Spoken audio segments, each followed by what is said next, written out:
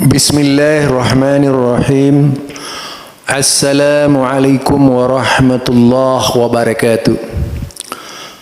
Alhamdulillah fa inna ahsanal kalami kalamullah wa khairal huda huda Muhammad sallallahu alaihi wasallam wa syarral umuri muhdatsatuha.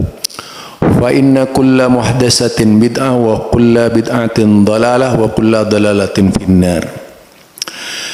Kembali bersama saya Zulkarnain El Maduri. Tentu tidak asing lagi, kali ini ingin membicarakan ancaman salah seorang ASN, yaitu yang dinas dalam lembaga riset BRIN. Ancaman yang ditujukan kepada seluruh warga Muhammadiyah. Nah, warga Muhammadiyah seluruhnya harus waspada dan hati-hati menghadapi ancaman luar biasa ini. Tentu tidak berdiri sendiri orang ini. Pasti di belakangnya tidak terlepas dari skenario besar, karena mungkin sangat putus asa berhadapan dengan Muhammadiyah. Awalnya dipicu yaitu oleh Thomas Jamaluddin, dipicu oleh Thomas Jamaluddin yang mempersoalkan hisab. Kalau berbicara hisab itu dianggap bid'ah misalnya oleh kelompok manapun, maka apa yang dilakukan oleh penguasa kita tentunya lebih bid'ah lagi, menggunakan hisab, menggunakan imkanur ru'yah 3 derajat. Dalam hal ini tidak pernah dilakukan oleh Rasulullah, menentukan 3 derajat itu. Nah, belum lagi hal-hal yang lainnya, termasuk menentukan menurut standar mereka. Tetapi kalau kita cermati peristiwa ancaman seperti yang dilakukan oleh Andi Pangeran Hasanuddin ini, jelas bukan main-main. Dari pengakuannya dia, karena dorongan emosi yang sangat tinggi, merasa Thomas Jamaluddin itu mendapat serangan dari teman-teman Muhammadiyah berkaitan dengan hisab. Bayangkan saja, baru tulisannya orang Muhammadiyah itu sangat ditakuti sehingga terpaksa harus mengeluarkan ancaman. Ancamannya tidak tanggung-tanggung, membantai, membunuh warga Muhammadiyah. Itu ancaman yang luar biasa, yang tidak layak, tidak pantas dilontarkan oleh seorang ASN. Orang yang mengabdi kepada negara, bukan memberikan contoh, bukan memberikan keteladanan yang baik, tetapi justru menjadi oknum yang dapat mencoreng nama dari lembaga negara tersebut. Jadi mencoreng nama sebagai ASN. Betapa jahatnya orientasi orang seperti Andi ini, karena sama sekali tidak ilmiah, malah yang digunakan sikap-sikap arogansi, karena orang yang disanjung-sanjungnya mendapat kritikan. Ini negara demokrasi, Bung. Ini negara Pancasila, NKRI, negara kesatuan Republik Indonesia yang diasaskan kepada demokrasi dan kebebasan berpendapat. Ketika Thomas Jamaluddin mengeluarkan pernyataan lalu mendapatkan tanggapan dari masyarakat Muhammadiyah, wajar. Dan yang kurang ngajar itu jika diikuti dengan ancaman pembunuhan. Untungnya Muhammadiyah itu orangnya sangat lembut.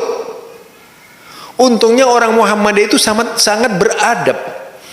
Bayangkan kalau tidak beradab, apa yang akan terjadi? Inilah yang memicu persoalan dari dahulu kala sampai sekarang ini, ya. Dari dahulu kala sampai sekarang ini sering terjadi perbedaan. Mengapa kemudian ini diangkat oleh Thomas Jamaluddin?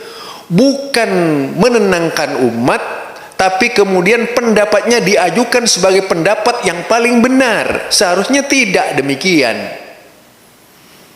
Nah, baru kemudian setelah kejadian seperti ini, si Andi minta maaf kepada Muhammadiyah.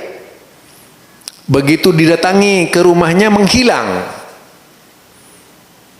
Kalau memang tidak berani, tidak perlulah berbuat yang tidak-tidak, apalagi ancaman. Mau menggunakan kekuatan. Kekuatan apa yang mau digunakan oleh kelompoknya Andi untuk membantai masyarakat Muhammadiyah?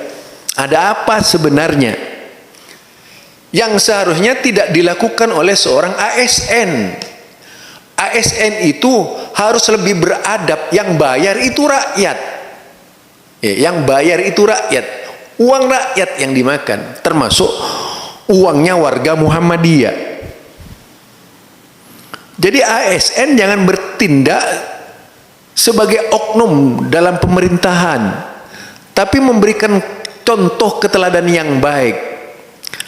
Permasalahan hisab dan ru'yah memang tidak akan selesai,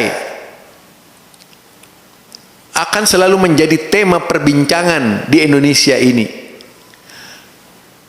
karena dasar-dasar yang dipakai juga merupakan dasar yang sudah dipakai berpuluh-puluh tahun yang lalu. Sejak zaman Belanda sudah terjadi perselisihan-perselisihan.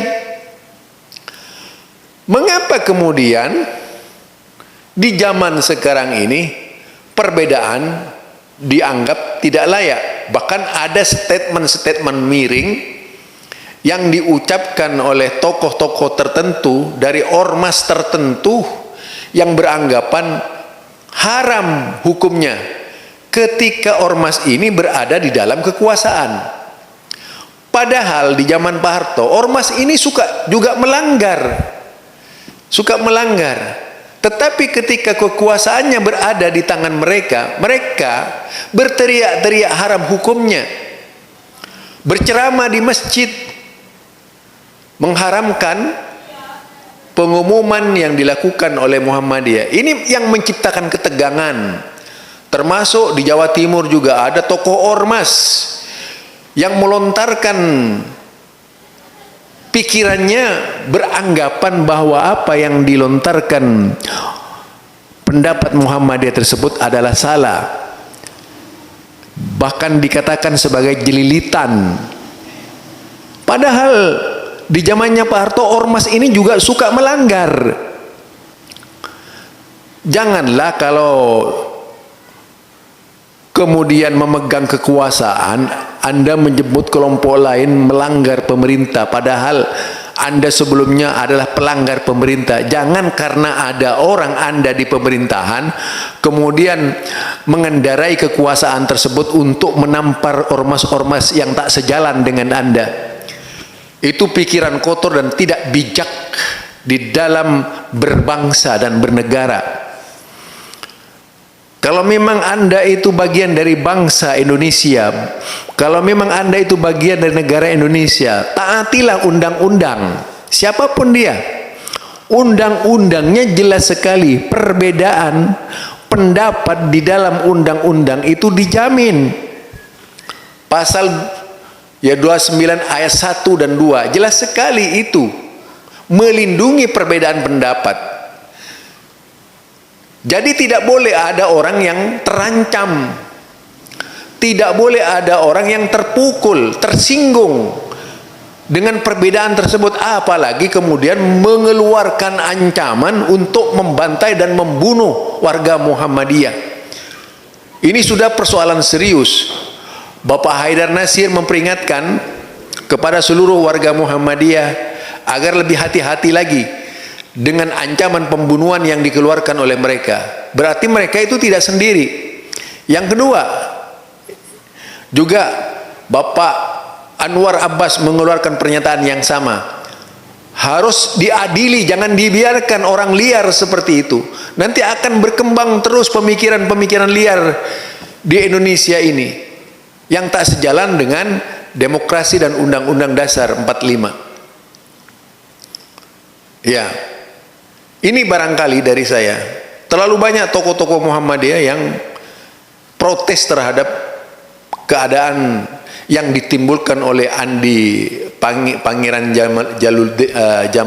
Pangeran Hasanuddin ini.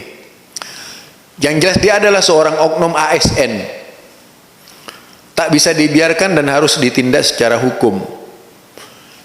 Jika masyarakat ingin tenang, gitu. Ini karena sudah jelas-jelas sekali mengadu domba antar umat yang berbeda. Dan orang yang memicu juga itu harus diseret ke pengadilan, ke ranah hukum, agar Indonesia benar-benar menjadi negara hukum.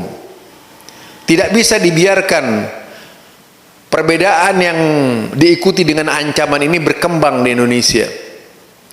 Berbeda boleh, keras boleh, ucapan boleh, tapi jangan sampai ancaman-ancaman dilontarkan menghiasi dari pendapat-pendapat yang dilontarkan itu karena sudah tidak sesuai dengan Islam. Oleh karena itu saya berharap kepada seluruh warga Muhammadiyah untuk lebih hati-hati dan kepada pemerintah untuk mengusut tuntas persoalan ini sampai ke akar-akarnya, hingga perbedaan silahkan terjadi di Indonesia tetapi terjadi dalam keadaan damai.